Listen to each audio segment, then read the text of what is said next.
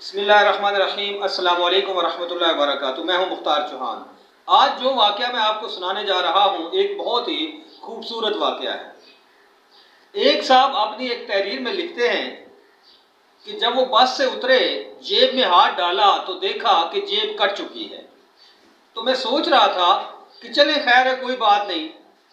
जेब में सिर्फ 9 रुपए ही तो थे, कुछ सरकारी कागजात थे और एक खत था जो कि मैंने अपनी माँ को लिखा हुआ था, जिसमें मैंने लिखा था कि माँ, इस दफ़ा मैं पैसे नहीं भेजूंगा क्योंकि मेरी नौकरी छूट चुकी है।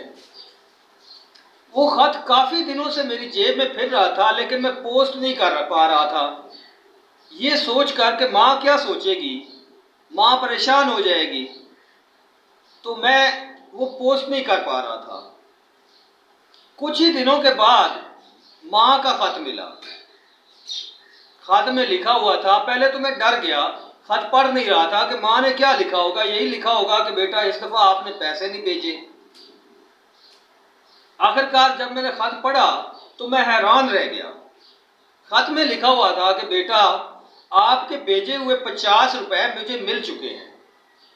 मैं बहुत परेशान हो गया कि ये 50 रुपए किसने माँ को भेज दिए।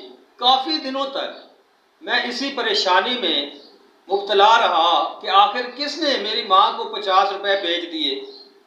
कुछ दिनों के बाद मुझे एक और ख़त मिला।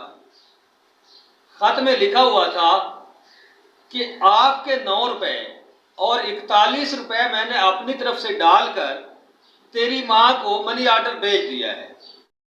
आप बिल्कुल फिक्र ना करें, क्योंकि माँ तो सबकी एक जैसी ही होती है। किसी की माँ क्यों भूखी रहे।